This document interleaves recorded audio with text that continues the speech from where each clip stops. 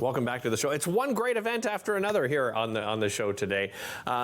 I imagine, perhaps my next guest would describe this as one of Ottawa's best kept secrets, but it should not be a secret, and that's why we wanted to have him on the show, because opera, you may not realize, it really is thriving here in the Ottawa region. There are so many opportunities to go and see some amazing opera, and here to tell us more about Opera Ottawa is Norman Brown. Norman, welcome. Great to have you here. Thank you very much.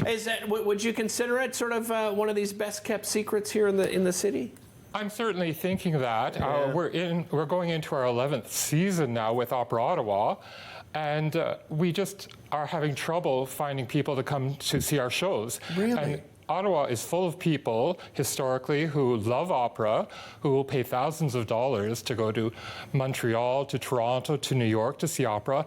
But local talent, and we use 95% local singers, many of whom have performed with Opera Vancouver, Opera de Montreal, wow, COC in Toronto, and yet they just don't show up. Yeah, it's interesting because, as I said, there is opportunities to see opera in Ottawa, but I guess maybe it's perhaps some of the bigger events that we see. And as you said, people coming from Montreal and Toronto and, other parts of the world that come. But we do have a lot of talent here. Let's talk about the talent here in Ottawa, Norman. Tell us a little bit about, from your experience, what kind of talent do we see here in this city? Well, the history of opera in Ottawa was that back in the late 70s, early 80s, the National Arts Centre produced Summer Opera Festival with the big names, Samuel Ramey, Marilyn Horne, but financially it just didn't work. That's when Opera Lyra went into business. Right. Now again, that's what brought me to Ottawa as their first full-time general manager. But again, mid-2000, 2013, 2014, they had trouble filling seats as well. So it always comes down to budget. And that's when I formed Opera Ottawa. And again, I want to use mostly local talent. We have some great singers here. In fact, one of the reasons I'm doing this season the way I am, with only using female singers, sopranos, mezzo-sopranos, altos, and female tenors, is that there is a plethora of really outstanding international quality female singers in Ottawa. Right. And any typical show, I can only use 2 or 3 of them at a time. I wanted to use all of them at once. So our first show, Soir Angelica, actually is written for 20 female singers. So right. that was a perfect choice. Is yes, that right? Puccini. So we're doing that, but we're doing an updated version of that. I'm setting it in a girls' Catholic high school, and all the students, we're not having nuns anymore. We're having very bad girl students. Really? Okay. And the school staff have to deal with that. Our second show, Mozart's Magic Flute, very popular. Yeah.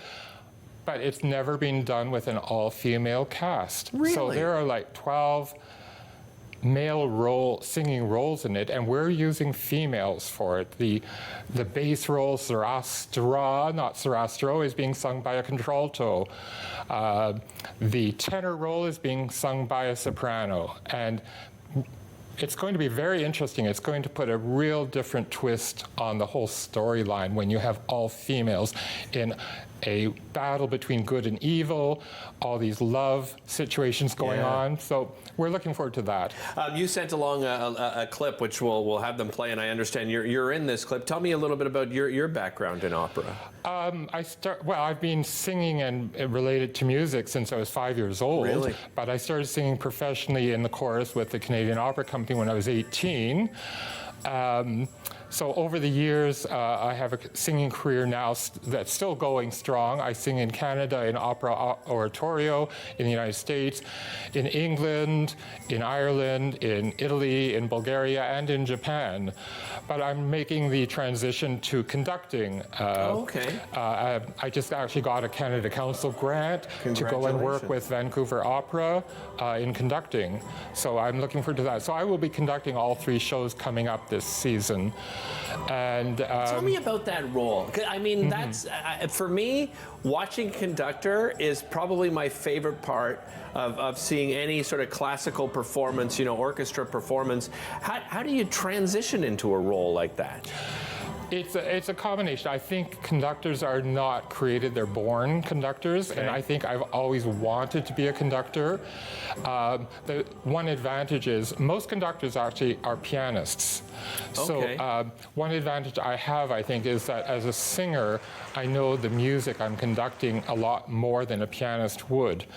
And the love of the music, but I want to make sure that I add my own special touch to the music. So, for example, in the first show in Soir Angelica, I'm going to take various tempi, speeds that are probably not very commonly done. Really, eh? Yeah, and same in Magic Flute, I'm going to put my stamp on the music. I love it. I cannot wait to see the show. You've got those two shows coming up.